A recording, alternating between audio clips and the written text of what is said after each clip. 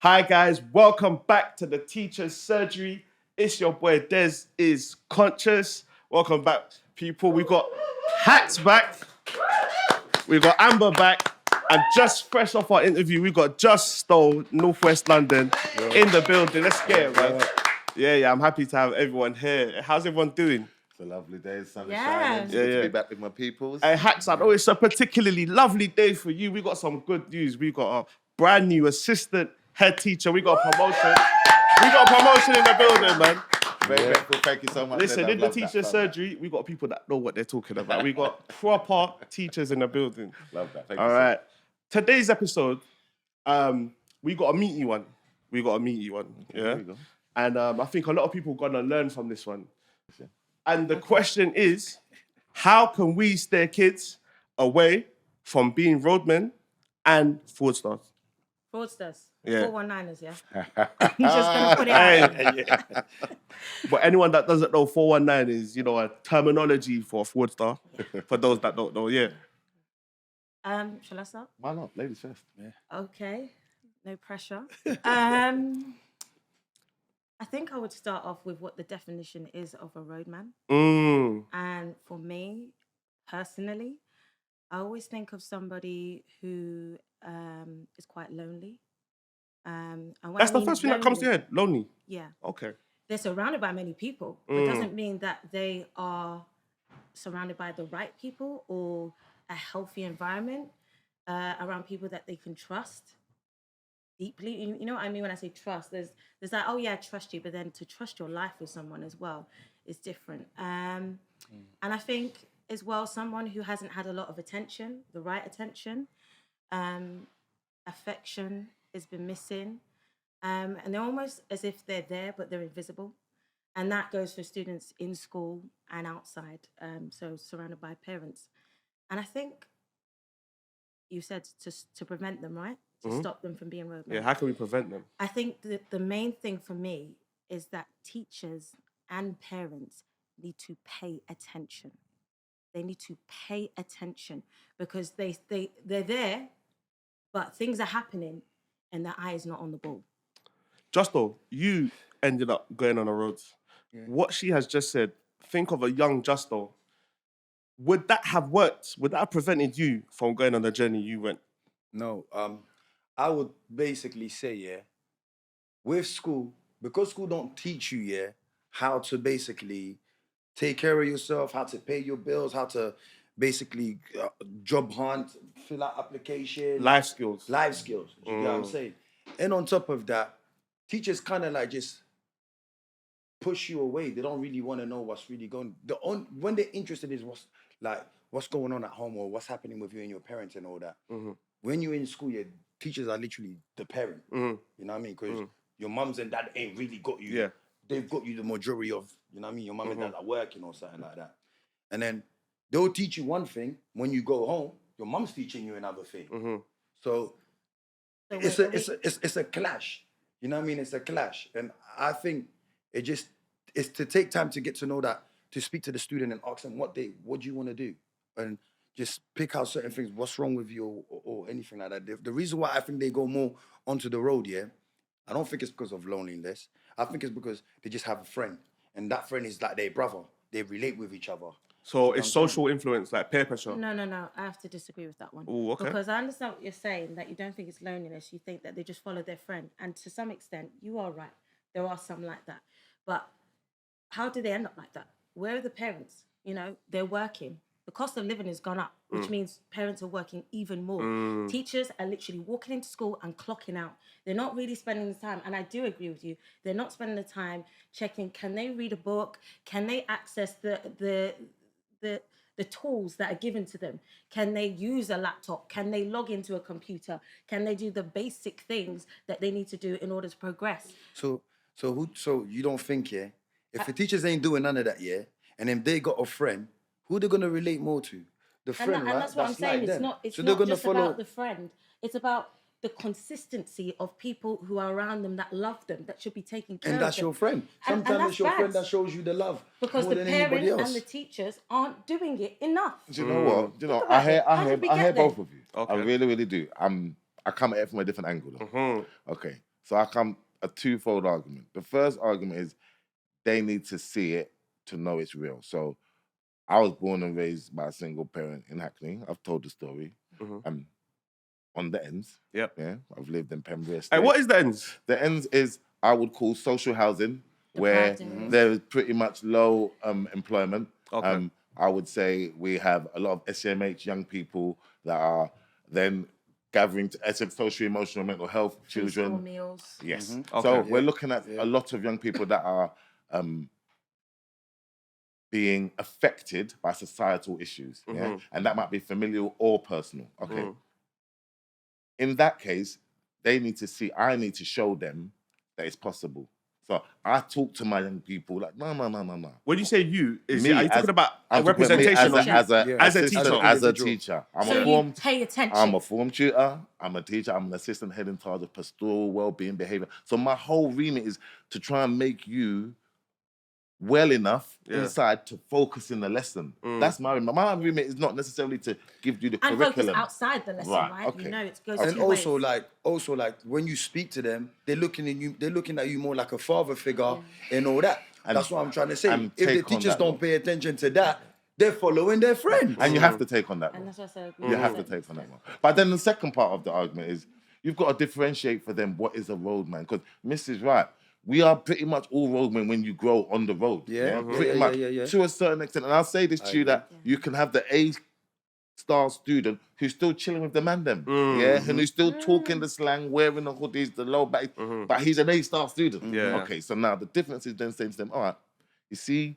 you get up every morning, you put on your uniform when you come to school. You're not a roadman. A roadman ain't coming school. A roadman is staying in his bed and he's putting on and he's going to work because he works on the road. Now we all dabble because we're living in and around that, and you've got friends that are doing that. The same thing, But my job is to explain to them that that's not your path. But Hacks and Amber, I just want to home in on what Justo said. And I hear what you said, but say for example, you're doing all of that, but you've got a young boy and he's from the block, he's from the ends. He's coming to school and he's getting quality teachers like you, what you said, that they relate to and that's giving them the care. But then in his block, he's got people that are doing squares, which is fraud, offering him money, to looking fly. They've got that. So how do you, as a teacher in a school, how can the school help to balance that influence? The truth is, is it possible? The truth is, each individual case has to be taken, and you will win and you will lose. You have to differentiate. You have to differentiate. At the end of the day, everyone's mindset's different. So you've got some students you can pull them to the side and be like, look, you can do better. I believe in you. You know, this route is not for you. You can go with them to their house. Do you know how many times do we have to do more than what we're expected to do as teachers? Go with them to their house, take them on trips, get them to see things that they wouldn't expect to see on a day-to-day life. I just want to say one thing, I think, the best thing to do also too is, it's gonna sound a bit stupid, Never that. Like, as teachers, show them movies like Boys in the Hood. Do you know what I mean? That might teach them to look at his path and look at that person's path. Do you know what, and this is what... Hacks, I'm going to let you have the last point because we're about to go to the half. I'm going to let you have the last point. I'm going to say, in terms of wrapping up, they need to see it to believe it, but we need to model it for them. And we need to preach and praise that they're allowed to be happy. That although society and the road is telling you, you're allowed to be happy, you can come and be yourself. Okay, listen, I told you guys it was a juicy topic where I know I like that. We need to do a part 2. Because there's too much. Amber wants some more. She wants some more. 100%, I agree with you. But as you know, what we do in the teacher's surgery, we're going to get to our bit where we get so many questions. We get so many questions from you guys. You send us our DMs, you send us emails, you send us messages that you want us to answer your questions. So what we've done, we've put the questions by colours. We're going to go around the wheel and each question is assigned to one of our teachers. But also all of you, we're going to make it as a topic. Okay. So we're going to have a mystery question. Yeah, you lot ready for the mystery question, yeah? There we go. All right then. Okay. So, each colour is for one of you two, by the way. Okay. Hey. it's looking like it's the assistant head teacher's question. Of course it Yeah. is, of course it is. Come on, I'm ready. I'm ready. I'm gonna let you get into it. Hey, Justo, obviously you're not a teacher, so but chime in if you think you can. You know, Alright, cool, yeah. this one is quite particular. Okay. Right. So especially you as an assistant, this is for you. Look. Yeah. So the question is, does technology help or hinder teaching? Both. First off, the advances in technology have made it easier to create materials for people, to source materials for people, to give people tools to be able to use. If they can't write, you can use an iPad and so on and so forth. Fantastic. Flip side is, social media is the bane of teachers' lives. Anything that happens outside of school is brought into school and we deal with the ramifications. Yeah, I can't So imagine that is that. very, very difficult. Oh my days. Further to that, on a wider scale, in the news recently, you've seen schools have been held to ransom because their internet and online capabilities, their data has been hijacked and they have had to pay. That's happened in schools? That's happened in real life, yeah. Absolutely in And schools. can we also add that students don't even really need to educate themselves because of AI? And You just type in your question, your That was assignment gonna be on my AI. final and then- How are you not dealing with chat GPT and all these things where they're doing the essays? Are you not being, is there mandates and policies being updated for You that? know what? That's all in process. Even in terms to each school will have their own individual policies, of course, but this is going to have to be a national problem. So then it's fair to say it's fair to say, like, the social media stuff and all that, it's not good. You know what I mean? Because I think it's better to just teach kids like old school kind of way. Do you know what I mean? When you give them all of that, it is distracting. So like you said, the AI, how you not going to know that they actually wrote that?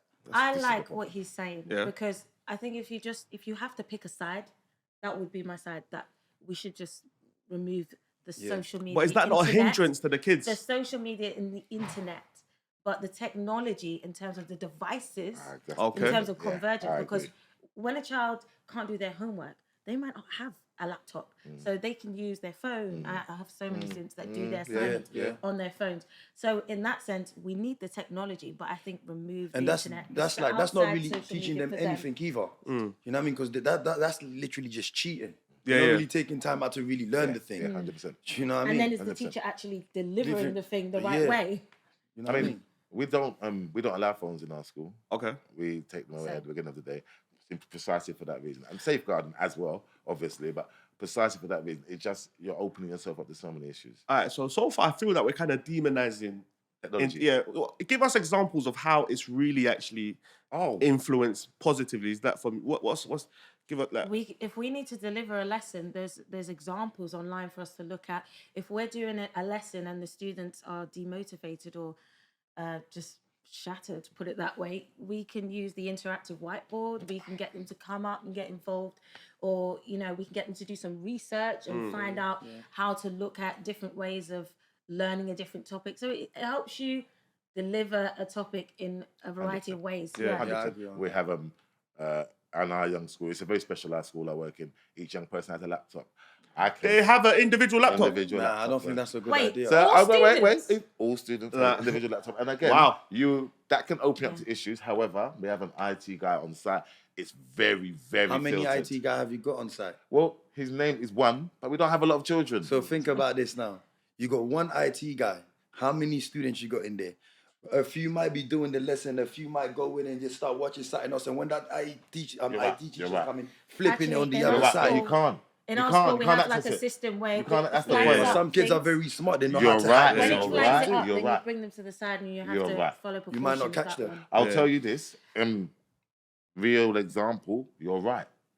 We block everything, but you will find children who are unbelievably capable. But all that does is that signpost what you need to watch out for. But Justo, I feel like you're trying to take these kids back to the chalk and blackboard. What's going on? Yeah, I think that's the proper way still. I'm not even gonna lie to you. I think social media just smashes up everything.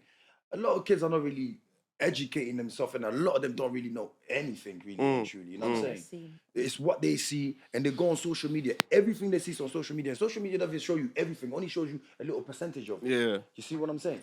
Old school way, go to Africa. You think they got technology in Africa right now? That's why they're so ahead, and It's true. But then my thing is, the world is going this way, right? And this is why this is important to make Justo, is you do have parents that are watching and they're saying, I'm going to take my kids away from technology. I'm going to take them away from social media. But the rest of the world is advancing in that.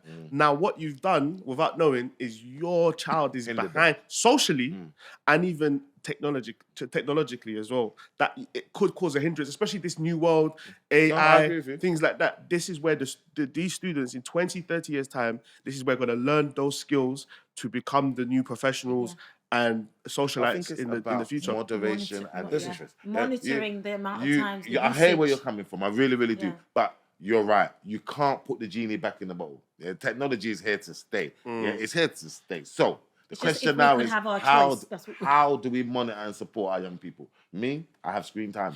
Yeah. My child can't just go on the screen anyhow. I have filters. Yeah. The passwords are mine. These are. Do you monitor all those screen time? Do you take away like the devices and everything? Of course. Me too. With my Of son. course. That's what I And mean. it can automatically turn off as well. On weekdays, he even says, "Mummy, no phone." I said, "Yeah, you're right."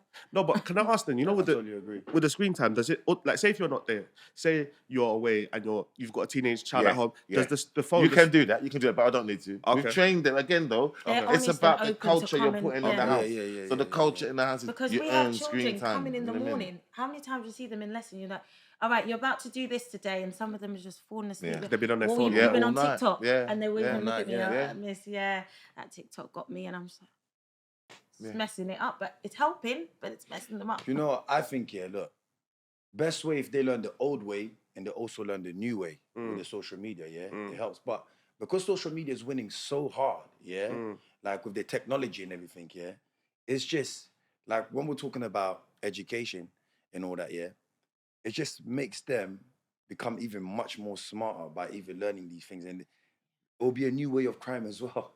Do you get what I'm saying? Through that. We were talking about fraud in the previous episode. You know what I mean? And that's another thing. The new Roadman is the online Roadman. Imagine a kid's got an essay to do, Yeah. And then be like, oh my God, I didn't do mine. Goes into it, boom, boom, boom. And said, let me see what he was teaching us. Hacks into his teaching. He's already learning how to be a criminal through that. That's all, you know what I mean? With that internet stuff, you know what I'm saying? Yeah. So, and you know what the scary thing about it that I've heard, and I want to ask is that you lot as teachers, do you find pressure? Because obviously we're not the young people, and the technology is advancing so much that the young people are probably even more technologically advanced than you lot. 100%. yes. As teachers, do you find, is it pressure on you lot to keep in the know of how to be on top of things? Is it extra work? Is it extra pressure? It's extra work for teachers and parents. Yeah. Do you know what? Speaking to the parents, you know, there's this saying, they say the parents from way back are not as good as, are much better than the parents today. But in all fairness, they didn't have as much exposure and distractions surrounding them. So if anything, we've just had to advance ourselves and become on top of what they didn't see, because it's just getting harder and harder. Yeah, I agree 100%. The onus is on us to try and educate yourself and keep up. It's going to be impossible to be as adept as they are, but the onus is on us to try. And you've got plagiarism sites that we have to put our work through to check, and it will show people all around the world whether it's actually been taken from all around the world. So they've had to step up their game big time in schools. Okay, so Hacks, just quickly, last words. Yes, sir. What would you say to conclude that topic? I would say that everything in moderation. Technology has made really excellent advancement in terms of giving young people access to education. However, the side effects of that, in terms of what it gives you access to, and we're talking about social media, we need to be very wary of that because it affects our people's young. Lovely. Thank you. There you have it, people. That wraps up another episode of The Teacher's Surgery. Make sure you tune in for the next one. Don't forget to like, share, and subscribe. Share with your friends. Keep in touch. Thank you. Yeah,